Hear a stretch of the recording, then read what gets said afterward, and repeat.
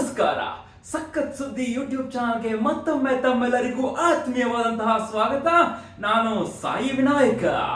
ವೀಕ್ಷಕರೇ, ಬೆಂಗಳೂರು ಮಹಾನಗರದ ಮುಂಬರುವ ಅಗತ್ಯತೆಗಳನ್ನು ಗಮನದಲ್ಲಿಟ್ಟುಕೊಂಡು ಎರಡನೇ ವಿಮಾನ ನಿಲ್ದಾಣ ನಿರ್ಮಿಸುವ ಕುರಿತು ಬೃಹತ್ ಮತ್ತು ಮಧ್ಯಮ ಕೈಗಾರಿಕೆ ಸಚಿವ ಎಂಬಿ ಪಾಟೀಲ್ ರವರು ಮೂಲ ಸೌಕರ್ಯ ಇಲಾಖೆಯ ಅಧಿಕಾರಿಗಳೊಂದಿಗೆ ಗುರುವಾರ ಸಭೆ ನಡೆಸಿದ್ದಾರೆ.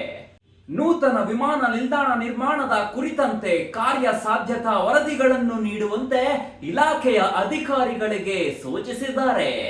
ನಗರದ ಬೆಳವಣಿಗೆ ಹಾಗೂ ಭವಿಷ್ಯದ ಸವಾಲುಗಳನ್ನು ದೃಷ್ಟಿಯಲ್ಲಿಟ್ಟುಕೊಂಡು ವಿಮಾನ ನಿಲ್ದಾಣ ಅನಿವಾರ್ಯವಾಗಿದೆ ಎಂದು ಸಚಿವರು ಹೇಳಿದ್ದಾರೆ. ಹೊಸ ವಿಮಾನ ನಿಲ್ದಾಣವನ್ನು 2033ರವರೆಗೆ ಆರಂಭಿಸಲು ಸಾಧ್ಯವಿಲ್ಲ. ಕೆಂಪೇಗೌಡ ಅಂತಾರಾಷ್ಟ್ರೀಯ ವಿಮಾನ ನಿಲ್ದಾಣ ನಿರ್ಮಿಸುವಾಗ ಬೆಂಗಳೂರು ಇಂಟರ್ನ್ಯಾಷನಲ್ ಏರ್ಪೋರ್ಟ್ ಲಿಮಿಟೆಡ್ ಸರ್ಕಾರದ ಜೊತೆಯಲ್ಲಿ 25 ವರ್ಷಗಳ ಒಪ್ಪಂದ ಮಾಡಿಕೊಂಡಿತ್ತು. 150 ಕಿಲೋಮೀಟರ್ ವ್ಯಾಪ್ತಿಯೊಳಗೆ ಮತ್ತೊಂದು ವಿಮಾನ ನಿಲ್ದಾಣವನ್ನು ನಿರ್ಮಿಸುವಂತಿಲ್ಲ ಎಂಬ ಷರತ್ತನ್ನು ಹಾಕಲಾಗಿತ್ತು. ಈ ಗಡುವು 9 ವರ್ಷಗಳಲ್ಲಿ ಮುಕ್ತಾಯಗೊಳ್ಳಲಿದ್ದು ನಾವು ಈಗಿನಿಂದಲೇ ಎರಡನೇ ವಿಮಾನ ನಿಲ್ದಾಣದ ಕೆಲಸವನ್ನು ಪ್ರಾರಂಭಿಸಬೇಕಾಗಿದೆ ಎಂದು ಸಚಿವರು ಹೇಳಿದ್ದಾರೆ. ಮತ್ತು ಎರಡನೇ ವಿಮಾನ ನಿಲ್ದಾಣದಿಂದ ಬೆಂಗಳೂರಿನ ಹೊರಭಾಗದಲ್ಲಿ ಕೂಡ ಕೈಗಾರಿಕೆಗಳ ಬೆಳವಣಿಗೆಯಾಗಲಿದೆ. ನವದೆಹಲಿ ಮತ್ತು ಮುಂಬೈ ಬಳಿಕ ಕೆಂಪೇಗೌಡ ಅಂತಾರಾಷ್ಟ್ರೀಯ ವಿಮಾನ ನಿಲ್ದಾಣವು ಹೆಚ್ಚಿನ ಪ್ರಯಾಣಿಕರ ದಟ್ಟಣೆಯನ್ನು ಹೊಂದಿರುವ ದೇಶದ 3ನೇ ವಿಮಾನ ನಿಲ್ದಾಣವಾಗಿದೆ. ಕಳೆದ ವರ್ಷ 37.5 ಮಿಲಿಯನ್ ಜನರು ಪ್ರಯಾಣಿಸಿದ್ದರು ಮತ್ತು ಬರೋಬ್ಬರಿ 4 ಲಕ್ಷ ಟನ್ ಸರಕುಗಳನ್ನು ಸಾಗಾಟ ಮಾಡಲಾಗಿತ್ತು. ಈ ದಟ್ಟಣೆಯನ್ನು ನಿರ್ವಹಿಸಲು ಮತ್ತೊಂದು ವಿಮಾನ ನಿಲ್ದಾಣ ಅಗತ್ಯವಿದೆ ಎಂದಿದ್ದಾರೆ. ಸದ್ಯ ಬೆಂಗಳೂರಿನ ಜನಸಂಖ್ಯೆಯು 1 ಕೋಟಿ ದಾಟಿದ್ದು ಹಲವು ಬಹುರಾಷ್ಟ್ರೀಯ ಕಂಪನಿಗಳು ಇಲ್ಲಿವೆ. ಪ್ರಸ್ತುತ ಸಮೀಪ ಜಿಲ್ಲೆಗಳು ಹಾಗೂ ಆಂಧ್ರ ಪ್ರದೇಶದ ಕೆಲವು ಜಿಲ್ಲೆಗಳ ಪ್ರಯಾಣಿಕರು ಸಹ ದೇವನಹಳ್ಳಿ ವಿಮಾನ ನಿಲ್ದಾಣವನ್ನು ಅವಲಂಬಿಸಿದ್ದಾರೆ. 2033ರ ವೇಳೆಗೆ ಪ್ರಯಾಣಿಕರ ದಟ್ಟಣೆಯು ಗರಿಷ್ಠ ಮಟ್ಟಕ್ಕೆ ತಲುಪಲಿದೆ.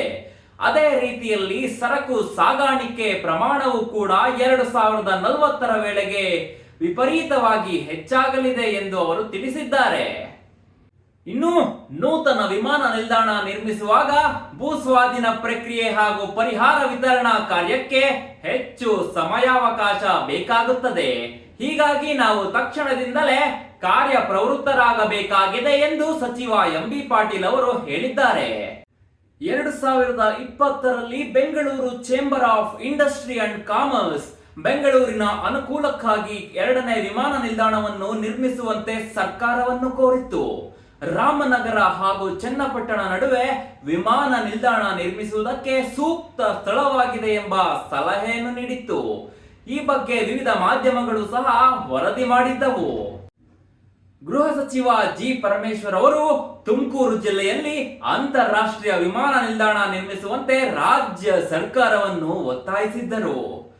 ತುಮಕೂರು, ಕೊರಟಗೆರೆ, ಮಧುಗಿರಿ ಮತ್ತು ಶಿರಾ ತಾಲೂಕಿನಲ್ಲಿ 8,000 ಎಕರೆಗೂ ಹೆಚ್ಚು ಭೂಮಿ ವಿಮಾನ ನಿಲ್ದಾಣ ನಿರ್ಮಾಣಕ್ಕೆ ಲಭ್ಯವಿದೆ ಎಂದು ಕಳೆದ ಜನವರಿಯಲ್ಲಿ ಹೇಳಿಕೆ ನೀಡಿದ್ದರು.